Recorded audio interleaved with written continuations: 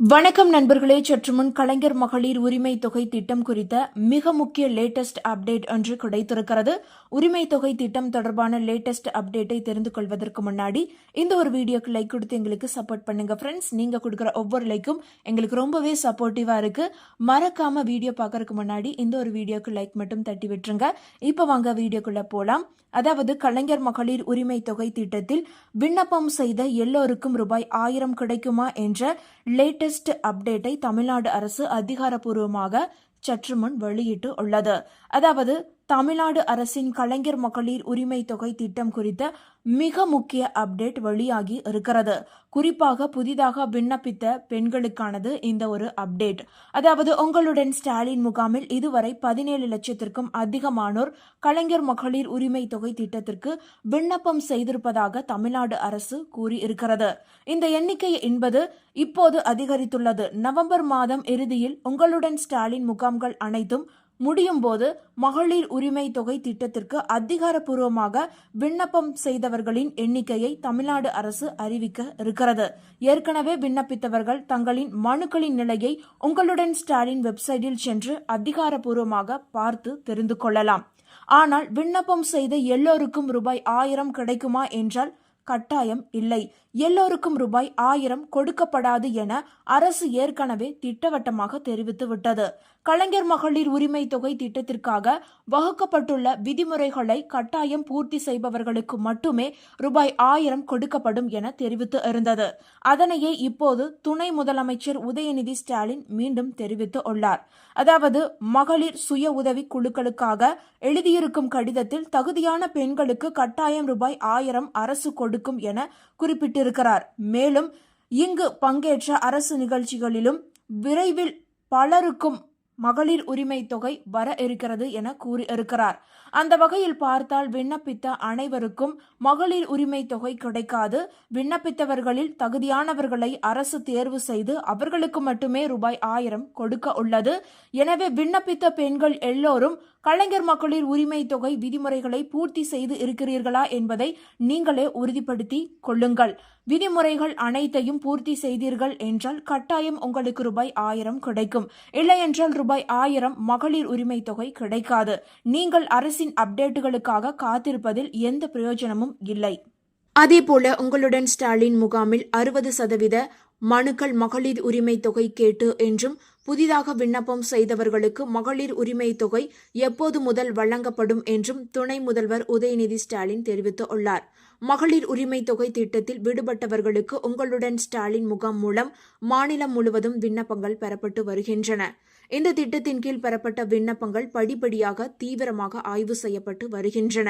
மேலும் உங்களுடன் ஸ்டாலின் முகாம் மூலம் விண்ணப்பம் செய்தவர்களுக்கு வெறும் 45 நாட்களுக்குள் பதில் அளிக்கப்படும் என அறிவிக்கப்பட்டு இருந்தது.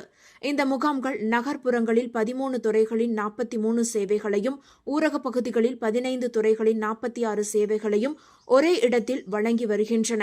இதன் மூலம் மக்கள் தங்கள் இருப்பிடங்களுக்கு அருகிலேயே ஜாதி சான்றிதழ், பட்டா மாற்றம், முதியோர் உதவித்தொகை, ஓய்வூதியம், திருமண உதவித்தொகை மற்றும் ஆதார் அட்டையில் திருத்தங்கள், ரேஷன் அட்டை போன்ற பல்வேறு அத்தியாவசிய சேவைகளை பெற்று வருகின்றனர். உங்களுடன் ஸ்டாலின் திட்டம் தொடங்கப்பட்டு ஆகஸ்ட் 28ஆம் தேதியுடன் 45 நாட்கள் நிறைவடைந்த நிலையில் அடுத்த சில நாட்களில் முதல் கட்ட பயனாளிகளின் பட்டியல் வெளியாக வாய்ப்புள்ளதாக அரசு வட்டாரங்கள் தெரிவிக்கின்றன. இந்த நிலையில் செப்டம்பர் 23ஆம் தேதி அன்று விருதுநகரில் நடைபெற்ற நலத்திட்ட உதவிகள் வழங்கும் விழாவில் துணை முதல்வர் உதயநிதி ஸ்டாலின் பங்கேற்று இருக்கிறார். அப்போது பேசிய அவர், தமிழகத்தில் எத்தனையோ மாவட்டங்களுக்கு சென்று பட்டா கொடுத்தாலும் விருதுநகர் மக்களுக்கு பட்டா வழங்கியது கூடுதல் சிறப்பு என்றார். மேலும் உங்களுடன் ஸ்டாலின் திட்டத்தில் மகளிர் உரிமை தொகை கேட்டு புதிதாக விண்ணப்பம் செய்தவர்களில் அதாவது விண்ணப்பித்தவர்களின் நிலை குறித்தும் விளக்கம் அளித்திருக்கிறார். அதில் மகளிர் உரிமை தொகை திட்டத்தில் சில இடங்களில் குறைகள் உள்ளது. தகுதியுடைய நபர்களுக்கு மகளிர் உரிமை தொகை கிடைக்கவில்லை. உங்களுடன் ஸ்டாலின் முகாமில் 60% மனுக்கள் மகளிர் உரிமை தொகை கேட்டு விண்ணப்பித்து உள்ளனர் என்று கூறியிருக்கிறார். ஓரிரு மாதங்களில் கூடுதல் மகளிருக்கு மகளிர் உரிமை தொகை வழங்கப்படும் என்றும் தெரிவித்து இருக்கிறார். உங்களுடன் ஸ்டாலின் திட்டத்தில் விண்ணப்பித்தவர்களுக்கு தீபாவளி பரிசாக அக்டோபர் 15 முதல் கட்ட பணம் அனுப்பப்படலாம் என தகவல் வெளியாகி உள்ளன. கலைஞர் மகளிர் உரிமை தொகை திட்டத்திற்கு விண்ணப்பம் செய்த அனைவருக்குமே இது ஒரு குட் நியூஸாக அமைந்துள்ளது என்பது குறிப்பிடத்தக்கது. இதற்கிடையில் திமுக நாடாளுமன்ற உறுப்பினர்கள் அனைவரும் வாரத்தில் 4 நாட்கள் தொகுதியில் இருந்து பணியாற்ற வேண்டும் என்று முதலமைச்சர் மு.க.ஸ்டாலின் உத்தரவிட்டு உள்ளார். கலைஞர் மகளிர் உரிமை தொகை திட்டத்தில் விடுபட்ட பயனாளிகளை சேர்க்கவும், வரவிருக்கும் சட்டமன்ற தேர்தலில் திமுக வெற்றிக்கு கடுமையாக பாடுபடவும் திமுகவின் மக்களவை மற்றும் மாநிலங்களவை உறுப்பினர்களுக்கு முதலமைச்சரும் திமுக தலைவருமான மு.க.ஸ்டாலின் அறிவுறுத்தி இருக்கிறார். அதாவது செப்டம்பர் 23, 2025 அன்று சென்னை அண்ணா அறிவாலயத்தில் திமுக தலைவர் மு.க.ஸ்டாலின் தலைமையில் கட்சியின் நாடாளுமன்ற உறுப்பினர்கள் கூட்டம் நடைபெற்றது. இதில் திமுக பொதுச் செயலாளர் துரைமுருகன், பொருளாளர் டி.ஆர். பாலு, கனிமொழி, திருச்சி சிவா உள்ளிட்ட முக்கிய நிர்வாகிகள் கலந்து கொண்டனர். இந்த ஆலோசனைக் கூட்டத்தில் முதலமைச்சர் மு.க.ஸ்டாலின் பேசுகையில், நாடாளுமன்ற உறுப்பினர்கள் அனைவரும் தற்போது நடைபெற்று வரும் உங்களுடன் ஸ்டாலின் மற்றும் நலம் காக்கும் ஸ்டாலின் போன்ற மக்கள் சந்திப்பு முகாம்களில் தவறாமல் கலந்து கொள்ள வேண்டும். குறிப்பாக கலைஞர் மகளிர் உரிமை தொகை திட்டத்தில் விடுபட்ட மகளிரை சேர்த்திடும் வகையில் இந்த புதிய முகாம்கள் குறித்து மக்களிடம் விழிப்புணர்வை ஏற்படுத்த வேண்டும். தகுதியுள்ள அனைத்து மகளிருக்கும் உரிமை தொகை கிடைப்பதை உறுதி செய்ய வேண்டும் என்று கேட்டுக்கொண்டார். மக்களின் கோரிக்கைகள் மற்றும் தேவைகள் குறித்து கேட்டறிந்தும் அவற்றின் மீது உரிய நடவடிக்கை எடுக்க மாவட்ட நிர்வாகத்துடன் இணைந்து பணியாற்ற வேண்டும் எனவும் முதல்வர் அறிவுறுத்தினார். அதேபோல நாடாளுமன்றம் நடைபெறும் நாட்களை தவிர்த்து குறைந்தது வாரத்தில் 4 நாட்கள் தங்களது தொகுதியில் தங்கி மக்களை சந்தித்து அவர்களுக்காக பணிகளை செய்ய வேண்டும் எனவும் வலியுறுத்தி இருக்கிறார். மேலும் தாங்கள் ஆற்றிய மக்கள் பணிகள் மற்றும் நாடாளுமன்றத்தில் தமிழ்நாட்டு நலனுக்காக குரல் கொடுத்தது பற்றிய அறிக்கையை 15 நாட்களுக்கு ஒருமுறை தனக்கு அளித்திட வேண்டும் என முதலமைச்சர் மு.க.ஸ்டாலின் எம்பிக்களுக்கு உத்தரவிட்டு இருக்கிறார். 2024 நாடாளுமன்ற தேர்தலில் திமுக கூட்டணி 40க்கு 40 தொகுதிகளையும் வென்று சாதனை படைத்தது. இதற்கு சட்டமன்ற உறுப்பினர்கள் அரும்பாடு பட்டனர். அதேபோல் வரவிருக்கும் சட்டமன்ற தேர்தலில் நாடாளுமன்ற உறுப்பினர்களும் சட்டமன்ற உறுப்பினர்களின் வெற்றிக்கு கடுமையாக பாடுபட வேண்டும் என்று அவர் அறிவுறுத்தினார். அமைச்சர் பெருமக்கள், மண்டல பொறுப்பாளர்கள், மாவட்ட கழக செயலாளர்கள், சட்டமன்ற உறுப்பினர்கள் மற்றும் தொகுதி பார்வையாளர்கள் அனைவரும் ஒருங்கிணைந்து கழக பணியாற்றி தேர்தல் வெற்றியை உறுதி செய்ய வேண்டும் என்றும் அவர் கேட்டுக்கொண்டு இருக்கிறார். மத்திய அரசின் மக்கள் விரோத நடவடிக்கைகள் குறித்து மக்களிடம் விழிப்புணர்வை ஏற்படுத்த வேண்டும் என்றும் முதலமைச்சர் அறிவுறுத்தி இருக்கிறார். இது ஒருபுறம் இருக்க, இவ்வளவு நாள் இந்த முகாம்களில் மனு அளித்த மக்கள் தங்களது விண்ணப்பம் ஏற்றுக்கொள்ளப்பட்டதா, நிராகரிக்கப்பட்டதா அல்லது பரிசீலனையில் உள்ளதா என்பதை அறிய முடியாத நிலை இருந்தது.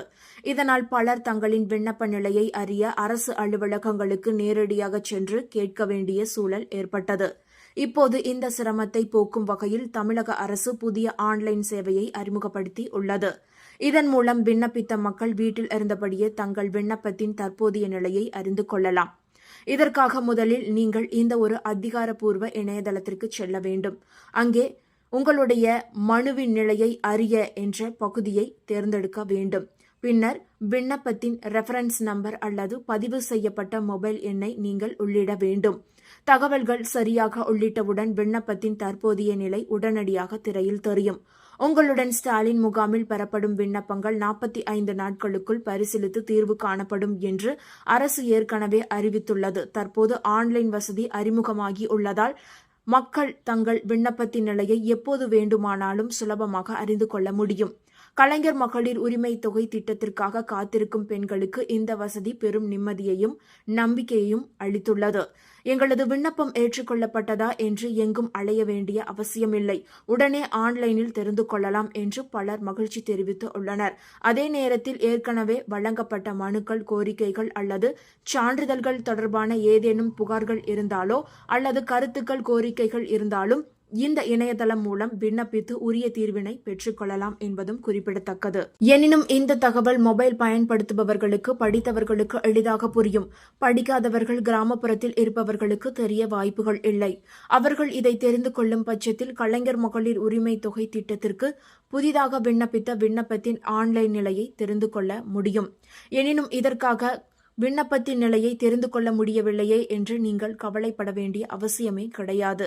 உங்களுடன் ஸ்டாலின் முகாமில் நீங்கள் விண்ணப்பம் செய்ததற்கான ஒப்புகை சீட்டை நீங்கள் பெற்றிருப்பீர்கள். அந்த ஒப்புகை சீட்டை கொண்டு போய் அரசின் இ-சேவை மையம் அல்லது தனியார் இ-சேவை மையத்தில் கொடுத்தீர்கள் என்றால் அவர்கள் ஆன்லைன் மூலமாக உங்களுடைய மனுவின் நிலை இப்போது எந்த நிலையில் இருக்கிறது என்பதை பார்த்து சொல்லுவார்கள். அதுவும் இல்லை என்றால் உங்களுடைய வீட்டில் படித்த பட்டதாரி யாராவது இருந்தார்கள் என்றால் அவரிடம் சொல்லி ஒப்புகை சீட்டை கொடுத்து மனுவின் நிலை இப்போது எந்த நிலையில் இருக்கிறது என்பதை பார்த்து கொடுக்கும்படி கேளுங்கள். அவர்கள் பார்த்து சொல்வார்கள்.